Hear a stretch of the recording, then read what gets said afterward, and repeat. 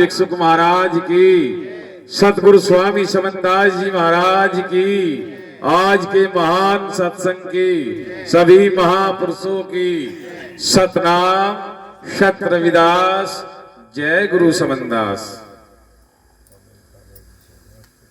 गुरु प्रेमियों, बड़े सुंदर भाव से तीन तीन सर्ग एक आज एक शब्द के कारण इस संसार को त्याग गए। आपने कथा सुनी होगी रज्जब दास जी की।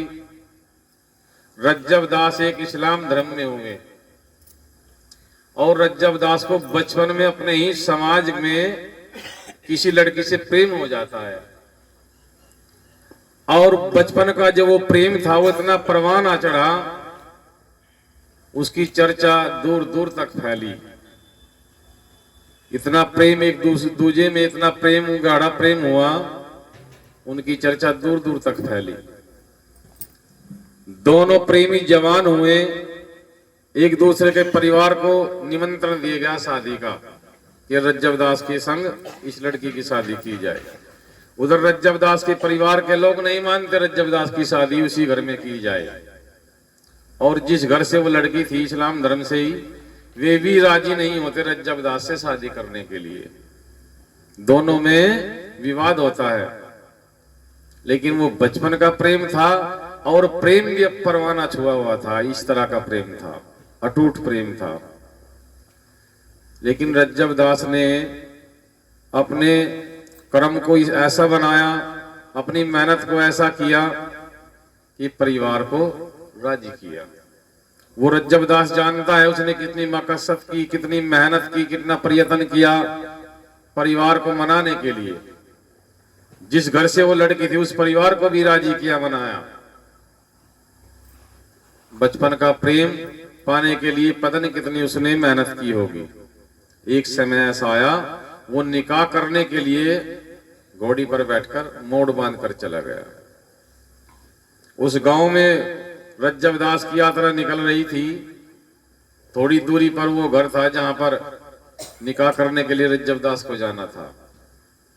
सामने से एक फकीर आए, बूढ़े फकीर रज्जब दास के घोड़े के पास आकर रज्जब दास की तरफ देखा। रज्जब दास ने उसकी तरफ देखा। एक पल के लिए आंखें एक दूसरे से मिली। एक दूसरे ने एक दूसरे की आंखों में एक पल के लिए झांका। फकीर जी कहते, अरे रज्जब गजब किया, सर बंधाया मोड़ और आया था तू हरि भजन को चला न रखी ठोर। रज्जब कहते हैं महाराज ठीक से सुना ही नहीं दिया, जरा दोबारा दोहराओ। फिर कहते रे रज्जब गजब किया, सर धराया मोड़, आया था बेकंठ को चला न रखी ठोर। उसी पल उसी क्षण बताया जाता है कि रज्जब दास ने वो मोड़ उतार कर फेंक दिया और घोड़ी से उतरकर फकीर के पीछे पीछे चल दिया। उनका है त्याग, उनका है सत्संग, उनको लगी है, उन्होंने छोड़ी वो अस्थि। बचपन का प्रेम, वो घड़ी देखो रज्जब दास पर क्या होगी। है सास हम में ऐसा जो ऐसे मौके पर अपना त्याग करे। सामने निकाह करना है, उसी का घर है जिससे बचपन में मोहब्बत की, प्रेम किया, और कुछ पल में दो शब्दों में रज्जब उसी क्षण घोड़ी से उतरकर फकीर के पीछे पीछे चला। जो बराती थे, घराती थे, तब रज्जब दास के पीछे भागे। रे रज्जब क्या हुआ, कहां चले? सामने निकाह करने वाला है, लड़की के द्वार पर बारात आ गई है, तुम किधर चले? रज्जब कहता है जो पाना था पा लिया, अब पाने की कोई इच्छा नहीं रही। उसी क्षण में ज्ञान हुआ, वो एक पल में तो है ना। देखो रज्जब का क्या शब्द है, उनको जो पाना था पा लिया, अब कुछ और पाने की इच्छा नहीं। ये कितना गहरा शब्द है रज्जब के लिए। उस मौके पर कहेगा जिस मौके पर पूरा 18-20 साल तक उसने मेहनत की उस प्रेम को पाने के लिए, और एक पल में त्याग दिया। कुछ दूर चले, फकीर को ख्याल आया कि रज्जब जवान है, रज्जब ने बचपन का प्रेम पाने के लिए कितनी मेहनत की, मैंने गलत किया रज्जब के साथ। कुछ और दिन जीवन जी लेते, अपने दुनिया में रह लेते, तो रज्जब दास को फिर लेते। कहते रे रज्जब जा, जी ले अपना जीवन, जी ले अपनी जिंदगी, कर ले निकाह, जब समय होगा फिर आ जाना। कहते हैं भली हुई गुरुदेव समय रहते आप मिले, नको भली हो गई जो समय रहते आप मिल गए और इस जिंजाल से बंद छूट गए। अन्य ये तो जिंजाल था, बंधन था मेरे लिए पूरा जीवन। फिर ऐसा बताया जाता है गुरु प्रेमियों, रज्जब दास ने उस संत की सेवा की और जब तक रज्जब दास सेवा में रहे, अटूट प्रेम में उसी का रहे, एक समय ऐसा आया फकीर का शरीर पूरा हो गया। शरीर पूरा होने के साथ ही ऐसा बताया जाता है इतिहास के अंदर कि रज्जब दास ने अपनी आंखों पर पट्टी बांध ली। रज्जब दास के जो अनेक गुरु भाई थे वे कहते रहे रज्जब गुरु तो शरीर छोड़ गया और तुम आंखों पर पट्टी बांध रहे हो, ये क्या किया आपने? वहां रज्जब कहता है जो देखना था संसार में देख लिया, अब देखने योग्य मेरे लिए कुछ है ही नहीं, मैं क्या देखूंगा। ये बात इतिहास में है, इतिहास के पन्नों में दर्ज है, ये बात अंकित है, ये ऐसे नहीं है। देखो रज्जब ने कहा था जो देखना था देख लिया, अब देखने काबिल कुछ है ही नहीं संसार में, जब गुरु ने शरीर पूरा कर दिया। फिर कहता है एक जगह पर जब वो घोड़ी से उतर कर चला था, जो पाना था पा लिया, अब पाने योग्य है ही नहीं तो क्या पाऊंगा। तो गुरु प्रेमियों, या महापुरुष भी कहते हैं करते नहीं, मुंह बड़े लवाड़, सतगुरु के दरबार में उल्टी उतरेगी खाल। ये हम सब के लिए है। लगे टकोरा ज्ञान का उड़े भेकुर पंथ, सतगुरु के दरबार में उल्टे लटके मेहनत, मेहनत भी उल्टे लटका दिए जाते हैं अगर वचन हारी हो जाते हैं। उनको लगाओ ज्ञान, उनको लगाओ सत्संग, उनको जागा विवेक, उनकी साथ में घटना घटी हो, तब उनका नाम अमर है, तब उन्हीं की गौरव गाथा गाई जाती है। सत्संग लगना तो उनका है, हम तो 2 घड़ी सेवा करेंगे वो 4 जगह बताएंगे, 2 रुपए का दान करेंगे तो 4 बार जागाएंगे। कुछ छोड़ने योग्य है ही नहीं, फिर भी छूटता नहीं। एक आपको एक कहानी बताता हूं, समझ में आएगी आपको। इस भारतवर्ष में अनेकों कहानियां लिखी गई, कुछ न कुछ उन कहानियों से बहुत कुछ सीख मिलती है। समझने वाले के लिए विवेक जागरूक होगा, मौका मिलेगा चेतना के लिए। अनजान का समय पास हो जाएगा, बच्चा सुने पढ़े तो मनोरंजन हो जाएगा। ऐसे नहीं होता, कहानियों से कुछ नहीं मिलता। एक सम्राट के दरबार में नियम अनुसार रोज रोज सभी संगत के लोग भेंट चढ़ा करते थे। सुना भी होगा अपने सम्राट के यहाँ सभी राजाओं को या अपने पूंजीपति लोग जैसी जिसकी समर्था होती थी अपने व्यवस्था अनुसार भेंट दिया करते थे। तो सम्राट को सभी लोग अपने योग्य अनुसार भेंट दे रहे थे। एक फकीर भी आते और एक जंगली सा दिखने वाला फल रोज उस सम्राट को देते। सम्राट के पीछे पीछे वजीर रहता था, जो सम्राट को भेंट मिलती थी भेंट पकड़ते और वजीर को देते चले जाते, फिर आगे बढ़ जाते। ऐसा रोज का करना था। ऐसा कार्य बरसों चला। ऐसा भी कुछ बूझने योग्य नहीं था उस फकीर से। उस फकीर से बारे में क्या सोचेगा, एक फल दे रहा है, फकीर ले लिया तो दे दिया, कोई बात नहीं। उसके बारे में ज्यादा भी सोचना कुछ ऐसे भी कुछ नहीं लगा राजा को। ऐसा कई वर्षों 10 वर्ष ऐसा कार्य चला। रोज सभा लगती, दरबार सजता, संगत के लोग प्रजा आती, भेंट चढ़ाते, वो जंगली सा एक दिखने वाला फल सन्यासी फिर देते। एक दिन ऐसा हुआ, राजा का एक पालतू बंदर था, राजा के पास में बैठा था, वो जंगली दिखने वाला फल एक सन्यासी ने फिर दिया राजा को। उस वक्त तो राजा ने उस फल को लेकर वजीर को न देकर अपने बंदर को दे दिया। बंदर ने उसको जो खाना शुरू किया तो उसके अंदर से नायाब हीरा निकल कर पड़ा। ऐसा हीरा जो राजा ने कभी देखा भी नहीं था। इतना नायाब, इतना सुंदर हीरा था। राजा का दिमाग घूमा। फकीर तो देकर वो फल चले गए। वजीर को बोले, रे वजीर, ये जो फकीर जी है रोज फल दिया करते हैं, ऐसा भी फल कहाँ है? अब अब वजीर था, संभल के रहना पड़ता है राजा के पास में, पता नहीं कौन सी भेंट कब मांग ले भाई। क्या सरकार, एक ताल घरे में सब इकट्ठे कर दिए, रोज वहां फेंक देता हूँ, आप मुझे देते हो, जहां जहां जिसकी योग्यता होती है ऐसी जंग में आपके ऊपर रख देता हूँ। ताल घरे का गेट तो खोला गया, उधर बड़ी दुर्गंध उठ रही है, सब फल सड़े हुए थे, बरसों से पड़े थे, और उसी दुर्गंध से नायाब हीरे चमक रहे हैं, बड़े सुंदर हीरे, जो राजा के राज में उसके खजाने में नहीं थे उस तरह से हीरे, ऐसे भी हीरे थे। राजा ने सभी हीरे उठवाए। अगले दिन फिर दरबार सजा, फिर लोग भेंट चढ़ाने के लिए आए, फिर वो सन्यासी जी आए, फिर वो जंगली सा दिखने वाला फल दिया। कहते हैं, फकीर सन्यासी, आप मुझसे क्या चाहते हो? रोज आप फल देते हो, मैं लेता चला जाता, मैंने कभी इस योग्य समझा भी नहीं कि इस फल में भी कुछ रहस्य है। आप इतना सुंदर नायाब हीरा इस फल के बीच ला कर देते रहे मुझे रोज, और मैं रोज ऐसे ही फेंक दिया करता हूं। आप कौन हो, जरा अपना परिचय दे, आप मुझसे क्या क्या चाहते हो?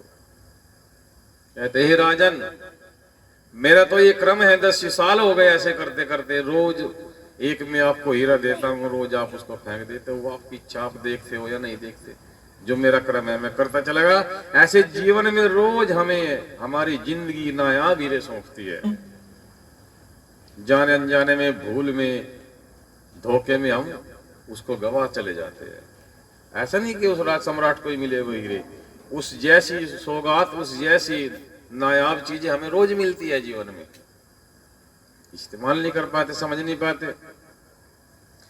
पर होशियार रहना राजन, ये भी मत समझ लेना कि तू दुनिया का सबसे बड़ा धनवान पूंजीपति होगा, तेरे पास सबसे नायाब हीरे है, ये भी घमंड मत कर लेना। और ये भी मत सोच लेना कि कल ये हीरे नहीं आएंगे, आज ही आने वाले हैं, ये रोज आते हैं, रोज चले जाते हैं। उनकी बातों को सम्राट ने सुना। कहते थे, बताइए सन्यासी जी, आप बदले में क्या चाहोगे, या मुझसे क्या फार चाहना चाहते हो? नको, मैंने देखा है आपके अंदर उस कला को, मैं जानता हूं आप वीर हो। 2 प्रकार के वीर हुए यहाँ भारत में, जिनके नाम के आगे वीर लगा, एक महावीर स्वामी, एक वीर विक्रम। 2 वीर हुए। वो जिसको फल दिया करते थे वो विक्रम वीर था, वीर विक्रमादित्य, जिसको आपने इतिहास में भी सुना होगा। नको, हे राजन, मैं जानता हूं आप वीर हो, आप निर्भय हो, निडर हो। और डर भी यहाँ 2 प्रकार के हैं, एक तो कहते हैं हम डरने वाला व्यक्ति, एक कहते हैं निर्भय, जिसको डर नहीं। डर स्वाभाविक है, डर तो उसको भी लगता है जो निर्भय हो गया, और जिसको डर लगना है उसको तो लग ही रहा है। जिसको डर लग रहा है वो भाग खड़ा हो जाएगा डर कर, लेकिन जो निर्भय वो लड़ेगा, फिर भी लड़ेगा, संभल कर लड़ेगा, सोच कर लड़ेगा। तो डर तो वहां भी स्वाभाविक है। तो दोनों को बताइए आप राजन, फकीर जी क्या चाहते हैं? उनको कल आ जाना, मैं जानता हूं तू वीर है और तो उस कार्य को कर सकता है। कल अमावस्या की रात है, कल फलाने शमशान में आप 12 बजे के करीब आओ मेरे पास में। राजा सोचता है, यार ऐसे झमेले में क्या पड़ना, पता नहीं क्या चाहता है फकीर, छोड़ो परे। फिर दिमाग घूमता है, वो फकीर के पास में कुछ तो ऐसा है जो उनके संग थोड़ी दूर तक जाने की चेष्टा होती है, चलना चाहिए कुछ देर तक उनके पीछे। चलो वो समय आया, वो रात आई और सम्राट शमशान पहुंचे। फकीर सन्यासी बैठे, अपनी भभूत लगाई, चिता जल रही है। बताइए महाराज, मैं अपने समय पर आ गया, क्या चाहते हो? नको, हे राजन, सामने कहीं दूर वो वृक्ष नजर आता है। नको, आता है महाराज, काफी दूर एक वृक्ष है, उस वृक्ष पर एक लाश टंगी है और उसको लेकर आना है आपको। और खबरदार रहना, अगर चूक गए तो अपने मार्ग से फिर भटक जाओगे, और मैं जानता हूं तो वीर है, तू करेगा। भाव तो डर का उत्पन्न हुआ, निर्भय था ना, डर तो हुआ। नको, लाश है रात में, अमावस्या की रात, अंधेरी रात, कोई देखने वाला भी नहीं, फिर भी लानी है। लेकिन उसने करने के लिए वो तैयार हुआ। गए दूर वृक्ष पर, जाकर देखा एक नहीं 25 लाश टंगी है। उसने पेड़ पर चढ़ा सम्राट और डोर काटी, वो लाश धड़ाम से नीचे गिरी। लाश गिरते ही खिलखिलाकर बड़ी जोर से हंसी। विक्रम नीचे आए, भोजन को, हे लाश तुम क्यों हंसी हो, तुम्हारे पास तो प्राण भी नहीं है। इतने सुनते ही वो लाश फिर ऊपर जाकर टंग गई। ख्याल आया कि सन्यासी जी कह रहे थे अगर चूक गए तो मार्ग से भटक जाएंगे। फिर अपने ढेट बंधाया, फिर मजबूत किया हृदय को, फिर चढ़े, फिर डोर काटी, लाश फिर नीचे गिर गई। पहले से जाकर फिर चिल्लाकर हंसी। उस वक्त विक्रम बोला नहीं, लाश उठाई, कंधे पे डाली और चल दिए। काफी देर तक चले। अब वो बयान करती है वो लाश, कोई हे मुसाफिर, मैं जानता हूं तू मेरी बात को उत्तर देने वाला भी नहीं है, तू मुझे समझ गया, लेकिन तेरे ऊपर मेरा बोझ भी भारी है, तेरा सफर भी लंबा है, क्यों ना एक कहानी सुनाई जाए, तुम्हारा टाइम भी कट जाएगा और तुम्हारा बोझ भी हल्का होगा। नको एक गुरु के पास में 3 शिष्य थे, लाश कह रही है, और तीनों बराबर योग्यता, तीनों के बराबर पास सिद्धि विद्धि रिद्धि थी, एक दूसरे से कोई कम नहीं था। और उस गुरु के पास में तीनों तो शिष्य थे, उस गुरु के पास में उसकी एक कन्या थी, लड़की थी, बड़ी सुंदर लड़की थी, और वे उसके गुरु के शिष्य तीनों ही उस लड़की के प्रेम में पड़ जाते हैं। गुरु भी ये फैसला नहीं कर पा रहा था कि शादी किससे करूं, तीनों योग्यता में बराबर है। वो लड़की भी ये फैसला नहीं कर पा रही थी कि मैं शादी किससे करूं, तीनों योग्यता में बराबर है। लड़की जब फैसला नहीं कर पाती इस बात को लेकर, लड़की आत्महत्या कर लेती है। लड़की को आत्महत्या कर लेती है और लड़की को फूंक दिया जाता है।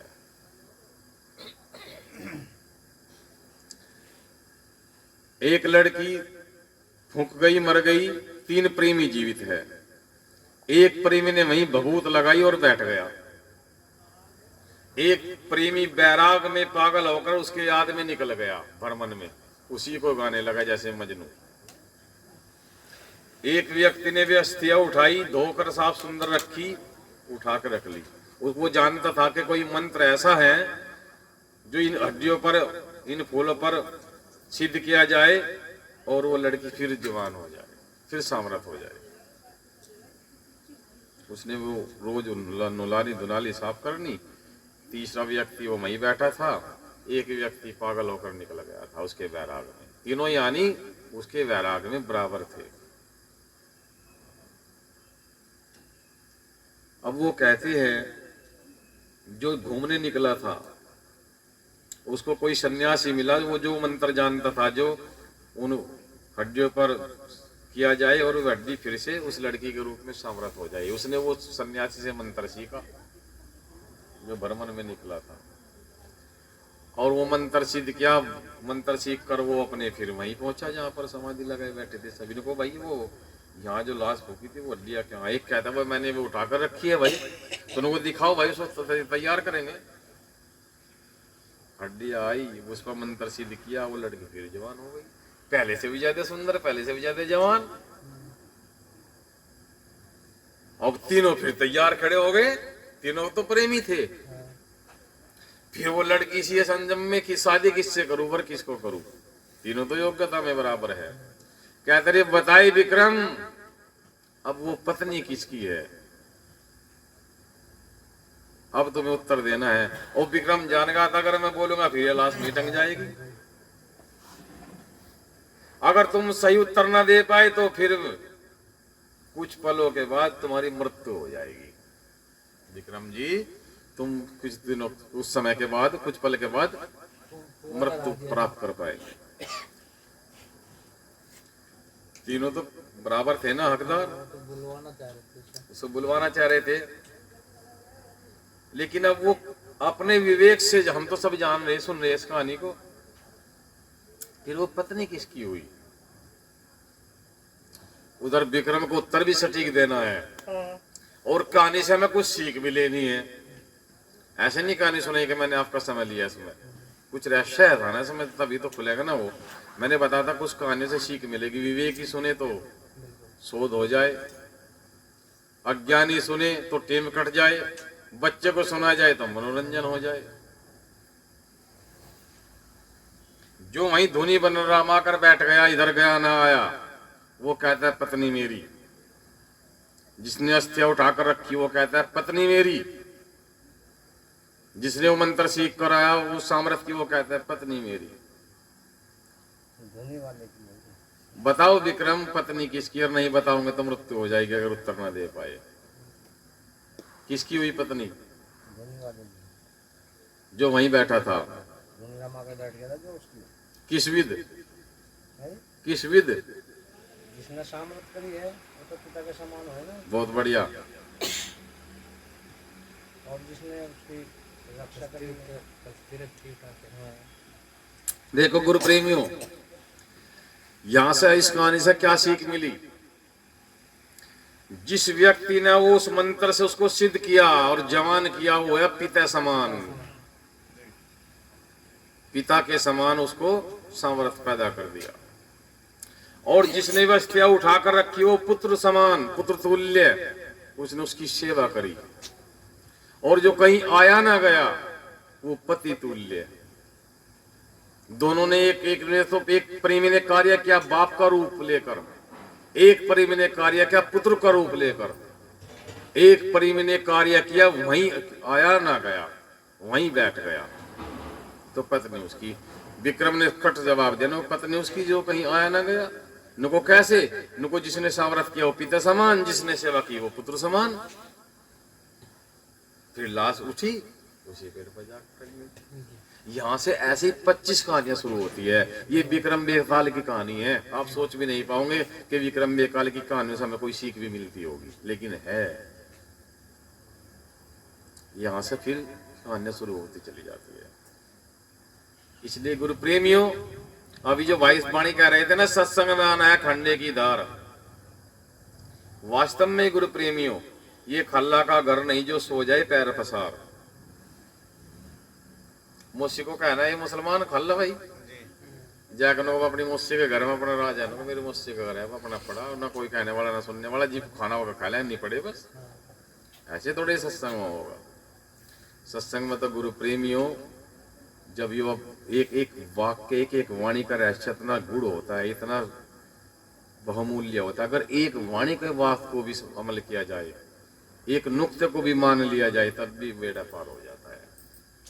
यहाँ तो संतों ने यहाँ तक ये सिद्ध कर दिया, सत्संग की आधी घड़ी तब के वर्ष हजार, हजारों वर्ष तब, हजारों तीर्थ बराबर नहीं होते आधी घड़ी के बराबर भी। सत्संग ऐसा नहीं है। सत और संग दो शब्द है।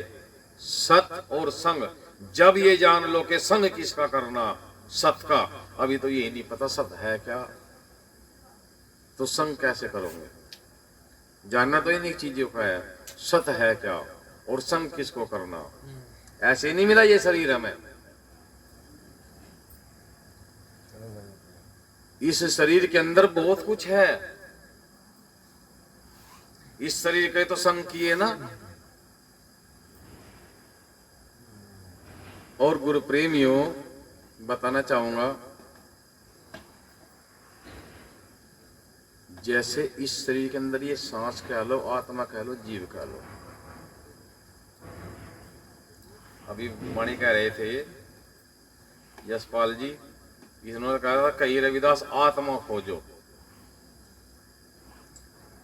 जिनके निश्चय हुई नाम की सतगुरु की हो गए देखो, आत्मा खोजो देखो गम का खेल, देखो गम का खेल रे, जिनके निश्चय हुई सतगुरु की हो गए एको एक रे।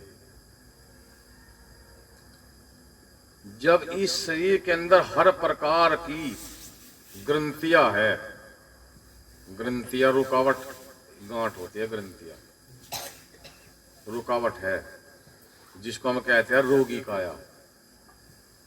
क्या फिर उसका संग किया? जो अंदर रहने वाली वस्तु संग तो नहीं कर पाएगी ना। और जब ग्रंथियां साफ हो गई, कोई ग्रंथियां कोई रुकावट ही नहीं, तो संग किया। यहाँ ये बहुत गहरा सत्संग है, मैं इस पर थोड़े बोलूंगा क्यों ये इतना जीना है, इसके सुनने के लिए बहुत गहराई में जाना पड़ेगा। जब तक इस शरीर को शुद्ध नहीं कर पाओगे तो संग है ही नहीं। यहां गुरु रविदास जी भी कह रहे ओंग संध्या आरती सतगुरु थारी नहीं हो। तीसरी चौथी बूढ़ी क्या करी है नेपाल याद है क्या? मैलमूत्री क्या हमारी मैलमूत्री का हमारी ओंग संध्या आरती करो। हाँ कैसे है वो? ओम संध्या आरती करो गुरु सेवा बोल कपट नहीं। ओम संध्या आरती ऐसे गुरु साईं सतगुरु थारी गायत्री में नहीं कैसे आरती करूं तुम्हारी मल मूत्र कैसे आरती करूं तुम्हारी मैल मूत्र की काया हमारी। मेले से उपजा ये शरीरा कैसे गुण गावे गुरु गंभीरा। उठे दुर्धन 10वें द्वारा कैसे आए निकट बलिहारा। तन मेला मन मैला होई सत्य स्वामी कैसे कर धोई। जब तुमने कीनी प्रतिपाला आन किया घट में उजियाला। हाड़ मास और चाम का चोला अमी सरोवर दिया जकोला। सतगुरु जब हुए दयाला आन करी हमारी प्रति पाला। अब देखो यो यह तो देखो परिध्यान पूरा तो भाई इसी देह में रहकर संग किया जाएगा। और यह शुद्ध है नहीं तो संग नहीं है। ये बहुत झीना सत्संग है। यहाँ से बस जो हमें गुरु ने बताया हम तो उसी पे लग रहे हैं ना। सुबह शाम मालिक के चरणों में दंडवत नमन करना। जो परमार्थ बताई उस पर लगे रहना। अपने गुरु के वचन पर लगे रहना तो बेड़ा पार हो जाएगा। नहीं जो जिन संतों का जो खेल है बड़ा झीना है। उन्होंने तो बहुत ही आसान बता रखा है। जितना आसान और सहज सरल हमारे गुरु ने हमें मार्ग दिया किसी वेद में किसी पुराण में किसी ग्रंथ में नहीं मिलने का कहीं नहीं मिलने का। वे तो शुद्धि का वेतन वगैरह तो सतगुरु भी करेगा जब भी काट ले जाएगा। बेड़ा पार कर देगा। जब भी काट ले जाएगा। इसलिए गुरु प्रेमियों जब हम संग करना जान जाएंगे तब जानो हम सत्संग में हैं।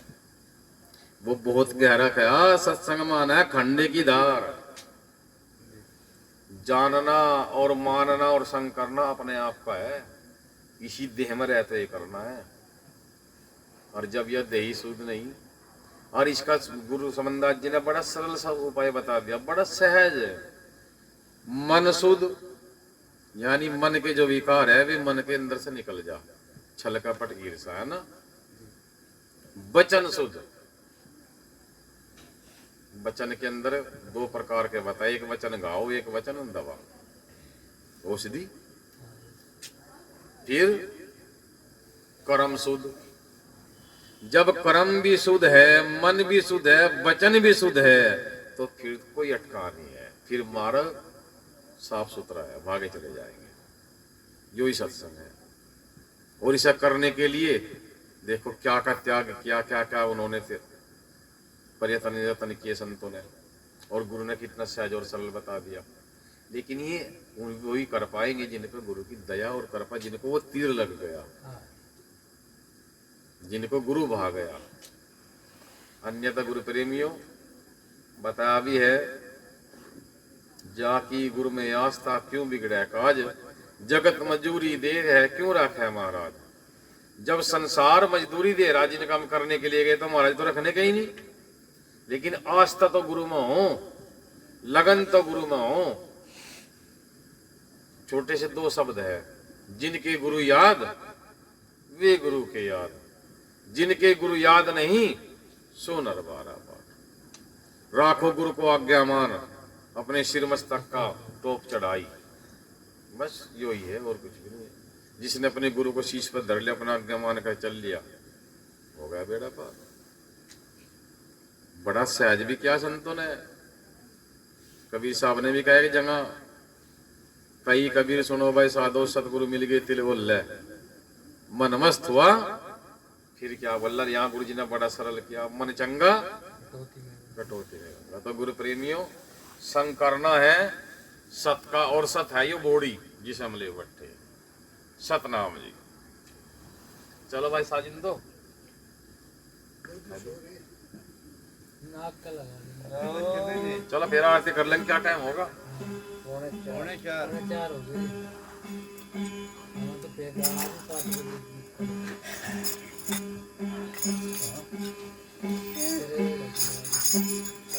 बजे।